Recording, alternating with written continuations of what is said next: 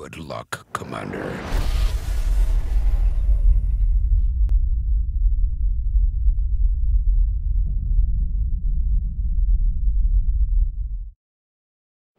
Yes, hi, my name is Jake Solomon. I'm the lead designer on XCOM Enemy Unknown, and we're here at GamesCom. Yes, the original XCOM, you're right, it's almost 20 years old now, which is, in game years, that's about 4,000 years old. It's legend at this point. It's my personal favorite game. It's the reason that I got my computer science degree. So the original game is sort of why I went into games. It's why I got my computer science degree, why I went to Firaxis, and I've been begging to make this game ever since I've been there for the last 12 years. So the original game is, you know, and like our game, is a story about an alien invasion, and you know, the player takes the role of the leader of this military organization called XCOM, and you have to defend Earth, but you don't just do it through combat, you do. But you also are running a research labs, an engineering department, you're building new technology, researching new technology, building up a base, customizing a base, and fighting all over the world.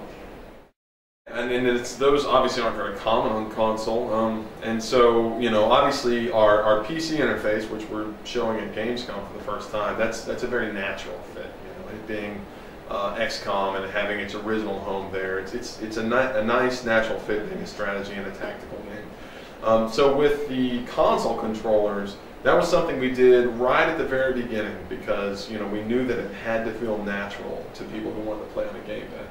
And one thing I should mention actually is that we actually have, you can actually play PC with a gamepad as well. So we have that option as well. So people can play mouse, keyboard, and gamepad even on PC. The real benefit is that the game is turn-based, and so it being turn-based means you're only controlling one soldier at a time, and that really reduces the amount of input that you have to give to the game. So it's actually turned out to be pretty easy.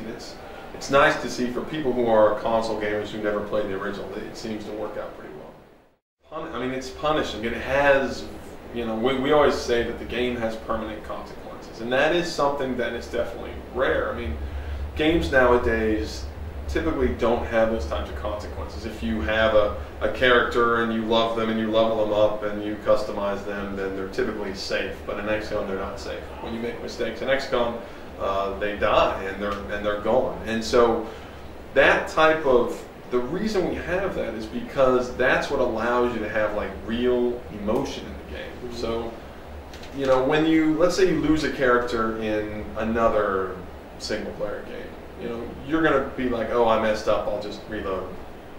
Certainly you can reload in our game as well, but the idea is that like when the characters die in XCOM, you know, they're gone for good, and you know that, and so since you're fighting against real odds, your lows are lower because these bad things can happen, but your highs are actually much, much higher because when you succeed, when everybody's dying and one rookie, you know, beats the mission with like just a pistol, it just creates a really strong emotions, and it's something that we've experienced. Like as we're playing it, we just have these really, you just, you know, experience emotions playing it that you typically don't when playing games. You'll have these moments of like real frustration, not in a bad way, but you'll also have these incredibly elated moments when you do well. So it sort of increases that sort of emotional range of the player.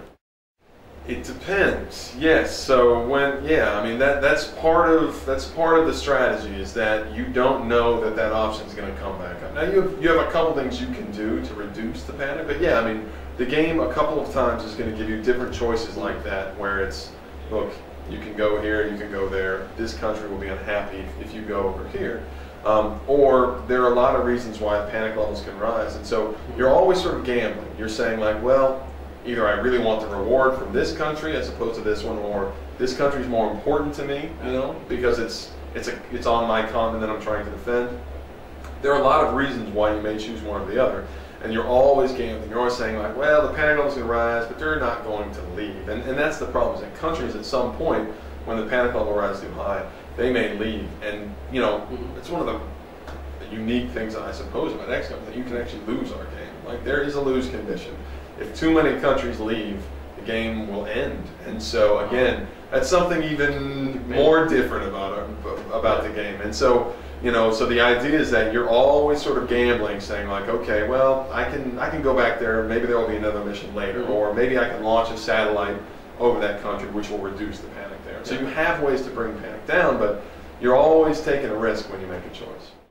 I mean, you know, the way the multiplayer works is, yeah, before the match you get 10,000 points, and you can buy anything you want, any alien, any soldier, any inventory item, and then you can build these endless combinations of squads, whether it's, you can have one super powerful unit. Yeah, alien and human. Yeah, alien and human, you can have 6 less powerful soldiers and aliens mixed together, and anything in between. And so, now the good thing is that when you build a squad, you can save it and then say like, okay, I can use this in the future. Yeah. But yeah, I mean, it is really, I'm really excited to see like a straight up tactics match between 2 players. And so, you know, the design is pretty straightforward, but it's the sort of thing where you don't know what you're going to encounter, and so you're always trying to adjust your tactics when you're playing a multiplayer game. I think that, and this is because of the choices or something. Yeah, I mean, honestly, what it is that, so I'm 35, like I'm an old gamer, you know. Maybe not the oldest gamer out there, but I've been playing games for a very long time. And the biggest experiences to me in games are when you experience something new, and that's not that common anymore. I mean, there are a lot of games that I love to play, but a lot of the experiences are similar to something I've done before. And when I play a game that's just different, like the first time I played Minecraft or something like that, and you're like, this is it's a game, but it's very different from anything I've ever done before.